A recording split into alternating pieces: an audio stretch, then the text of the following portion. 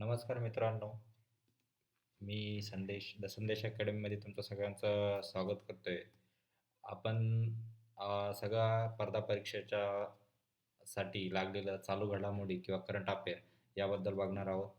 तर पहिल्या आपण पोलीस भरती आणि वन विभागात जे जे काही जी-के आणि करंट येणार आहे त्याच्याबद्दल बघणार. नंतर एम-पी-एस-सी गट अ, ब आणि क च्या या परीक्षेमध्ये येणारे प्रश्न, आरोग्य सेवा, सरळ सेवा या परीक्षामध्ये तलाठी आणि ग्रामसेवक, आर्मी, नेव्ही, एअरफोर्स आणि अग्निवीर आणि जवळपास ऑल एक्झाम साठी.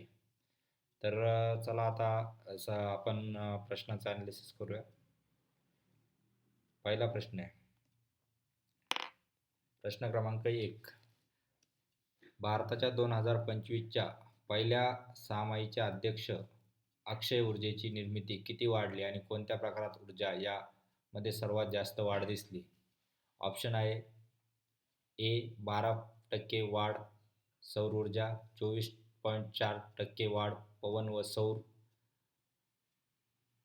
30% वाढ कोळसा आणि डी 17% वाढ जलविद्युत.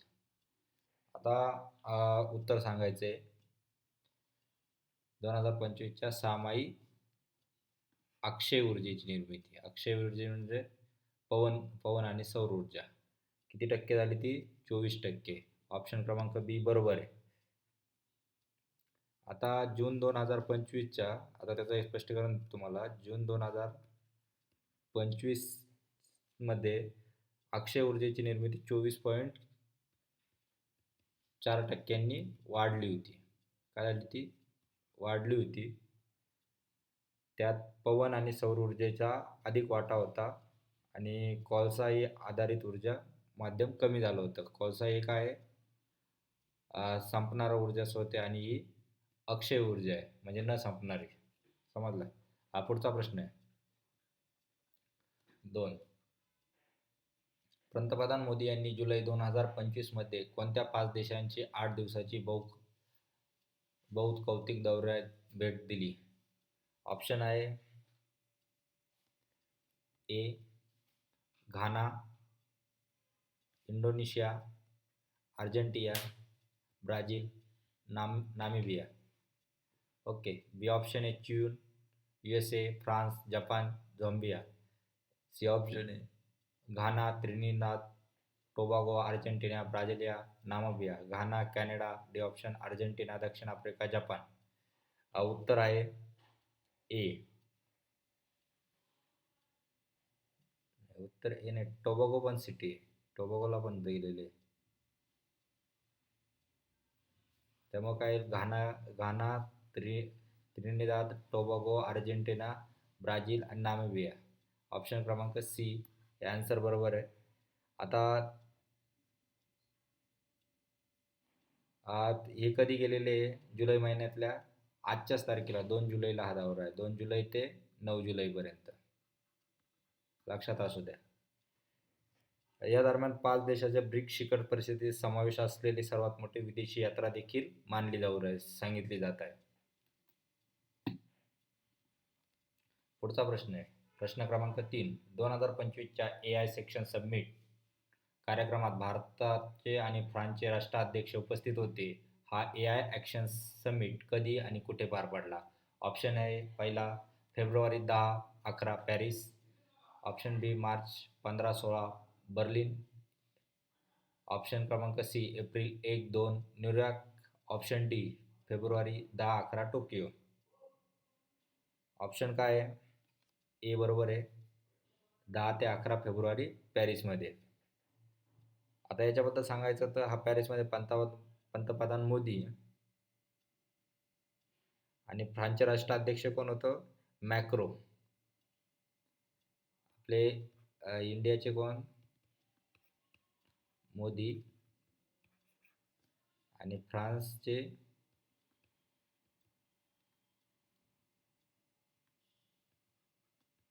मॅक्रो.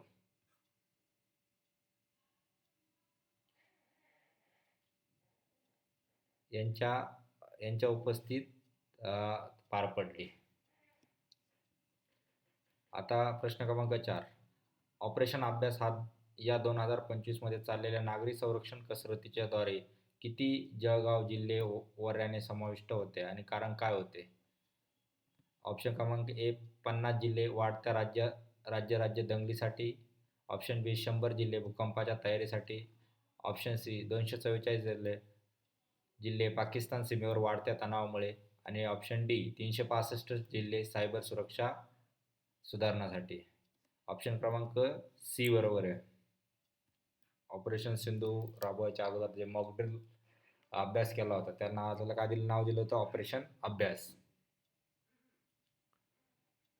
त्याच्यात 240 जिल्हे हे पाकिस्तानच्या सीमेवर वाढत्या तणावामुळे झाले होते. 7 मे 2025 कधी झालं होतं ते? लक्षात राहू द्या.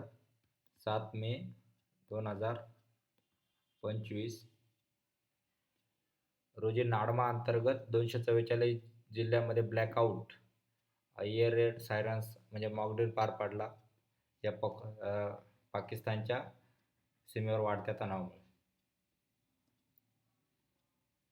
प्रश्न क्रमांक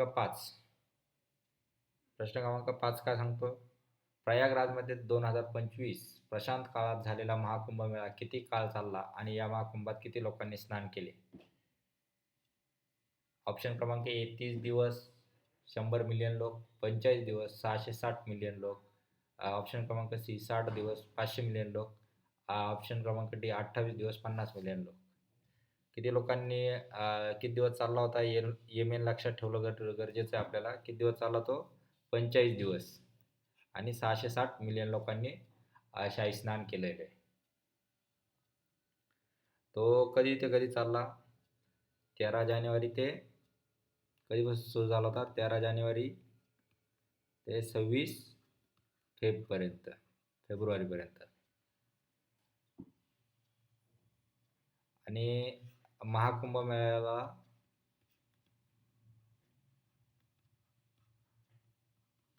युनेस्को हेरिटेजचा दर्जा पण भेटलेला आहे. आता युनेस्को हेरिटेजचा दर्जा कधी भेटला आहे हे तुम्हाला मला कमेंटमध्ये सांगायचं आहे, कोणत्या वर्षी. ओके. पुढचा प्रश्न आहे प्रश्न क्रमांक 6. 2025 मध्ये भारतात अक्षय ऊर्जा निर्मितीत पहिल्या सहामाहीत किती वाढ झाली आणि सर्वात जास्त वाढ कोणत्या प्रकारात झाली? ऑप्शन क्रमांक ए 17.5 सौर ऊर्जा. ऑप्शन क्रमांक बी 24.4 पवन आणि सौर म्हणजे गैर हायड्रोजन. ऑप्शन क्रमांक सी 30% जलविद्युत. ऑप्शन क्रमांक डी 22% बायो एनर्जी. ऑप्शन क्रमांक बी पवन आणि सौर ऊर्जा. ओके.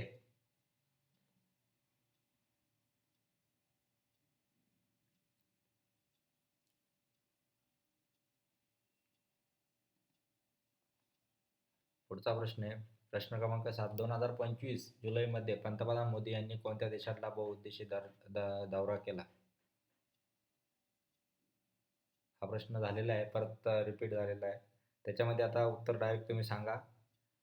कोणकोणत्या दिला होता? Ghana, Trinidad, Tobago, Argentina, Brazil, Namibia. आता ते कधी दिला आहे? 2 जुलै ते 9 जुलै 2025 ला. ही एक कोणती ब्रिक सबमिट म्हणजे 5 देशांची ती एक मोठी यात्रा म्हणून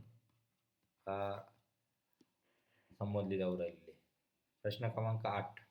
2025 जूनमध्ये CRECने प्रस्तावित virtual power purchase agreement VPA नियमाचा उद्देश काय होता? ऑप्शन क्रमांक ए स्मार्ट मीटरिंग सुधारण्यासाठी. उद्योगांना अक्षय ऊर्जा खरेदी अधिक जलद करणे. ऑप्शन क्रमांक सी घरगुती वापरांसाठी सबसिडी मिळवणे. ऑप्शन क्रमांक डी कोळसा ऊर्जा उत्पादनाला चालना देणे. उत्तर कोणतं बरोबर आहे? उद्योगांना अक्षय ऊर्जा खरेदी आणि अधिक जलद करण्यासाठी.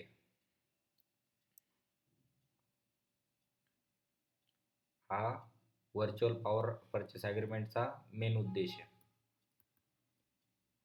मेन ध्येय.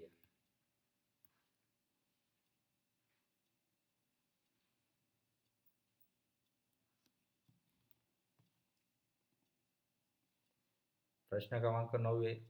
2025 जुलैपासून NSCने कितव्या बाबतीत नवी सुधारणा सुरू केली? ऑप्शन क्रमांक ए सोना आणि चांदी फ्युचर्स, बी मासिक वीज फ्युचर्स, कच्चे तेल फ्युचर्स आणि ग्रीन बॉन्ड्स. ऑप्शन क्रमांक कोणता बरोबर आहे? मासिक वीज फ्युचर्स. आता मासिक वीज फ्युचरबद्दल सांगायचं म्हटलं तर 14 जुलै 2025 पासून कधी घोषणा केली आहे या बाबतीत? 14 जुलैला करणार आहे. 14 जुलै 2025 पासून सुरू होणार आहे. लक्षात राहू द्या तारीख. पुढचा प्रश्न आहे प्रश्न क्रमांक 10. 2025 मध्ये भारताने ऊर्जा संरक्षणाच्या दृष्टीने कोणते रणनीतिक टप्पे उभारण्यास सुरुवात केली? ऑप्शन क्रमांक 1 3 नवीन तेल साठवणूक तलाव बांधणे, नवीन कोळसा खाणी उभारणे, प्रादेशिक वीज खंडने आणि LNG आयात करणे. उत्तर कोण सांगणार? ऑप्शन क्रमांक कोणता बरोबर आहे? 3 नवीन तेल आणि साठवणूक तलाव बांधणे.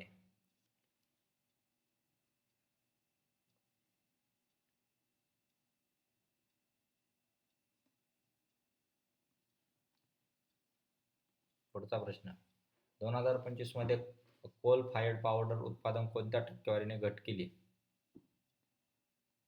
ऑप्शन क्रमांक 5%, ऑप्शन क्रमांक 9.5%, ऑप्शन क्रमांक सी 12%, ऑप्शन क्रमांक डी 7%. किती टक्क्यानं घट झाली? 9.5% घट झाली. ऑप्शन क्रमांक बी.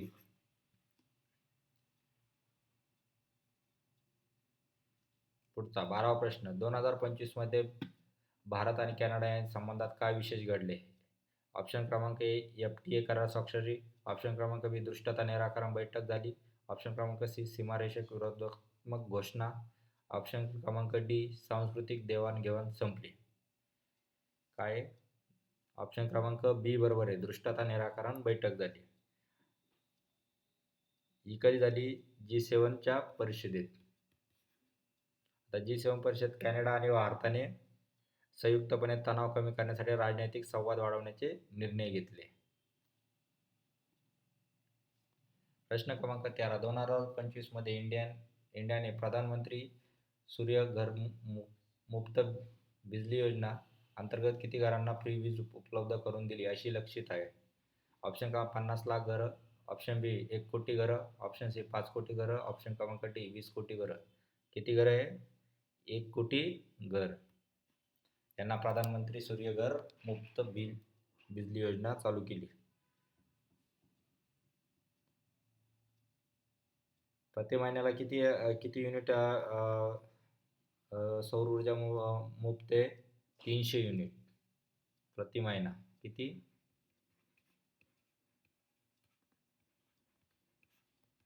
300 युनिट.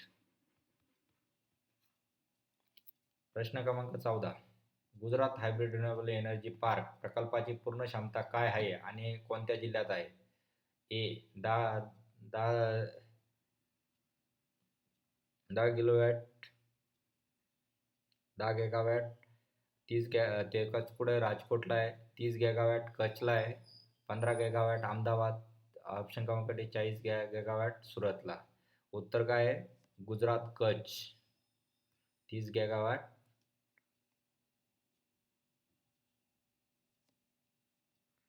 हा कुठं बनवलेला आहे? खावडा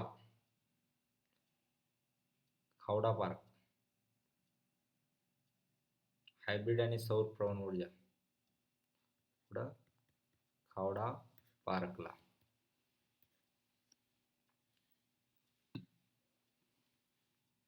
पुढचा प्रश्न 2025 मध्ये ग्रीन हायड्रोजन उत्पादनासाठी भारताच्या उद्दिष्टाने किती टन वर्षाला ठेवले आहे? उद्दिष्ट किती टन ठेवलेले आहे? ऑप्शन क्रमांक ए आहे 2 मिलियन, ऑप्शन क्रमांक बी 5 मिलियन, ऑप्शन क्रमांक सी 10 मिलियन, ऑप्शन क्रमांक डी 1 मिलियन. ऑप्शन क्रमांक बी बरोबर आहे. किती? 5 मिलियन आहे उद्दिष्ट. किती टनाचं उद्दिष्ट वर्षाला ठेवलेले? 5 टन. 2030 पर्यंत ग्रीन हायड्रोजन उत्पादन करण्याची क्षमता किती? 2030 पर्यंत ग्रीन हायड्रोजन उत्पादन करण्याची क्षमता भारताला किती बनवायची आहे? 5 लाख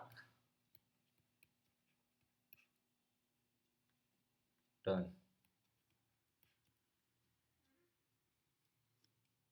उद्दिष्ट आहे ते, लक्षात राहू द्या.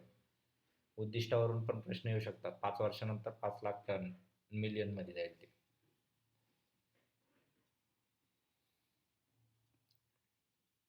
पुढचा प्रश्न, प्रश्न क्रमांक 6. पहिल्या सहामाही 2025 मध्ये भारतातील अक्षय ऊर्जेची वाढ कोणत्या प्रकारात ऊर्जा गैर हायड्रोमध्ये सर्वात जास्त झाली? पवन, ऑप्शन ए, ऑप्शन बी सौर, option C bio energy, option D hydro. कशात झाली? पवन. पवन ऊर्जामध्ये कितीनं जानेवारी ते जूनमध्ये किती ऊर्जाने आघाडी झाली? 24.4%. हाच प्रश्न तुम्हाला मी 3 टाईपमध्ये विचारलेला आहे. उत्तर एकच येणार आहे, पण प्रश्न विचारायची पद्धत वेगवेगळी.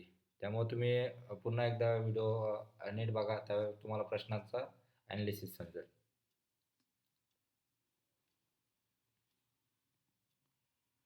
पुढचा, जून 2025 मध्ये व्हर्च्युअल पॉवर परचेस ॲग्रीमेंट हा कोणत्या उद्देशाने प्रस्ताव सादर केला? औद्योगिक ग्राहकांना अक्षय ऊर्जा व्यवहारास मदत करणे. ऑप्शन क्रमांक बी बरोबर आहे. प्रश्न क्रमांक 18. जून 2025 मध्ये भारतातील कोळसा आधारित वीज निर्मितीमध्ये किती टक्के घट झाली? 9.5%. ऑप्शन क्रमांक बी. काही रिपीटेडली झालेले आहे. जून 2025 मध्ये भारताने ऊर्जा संचय प्रकल्पासाठी ISTS शुल्कात किती वेळेसाठी सवलत दिली?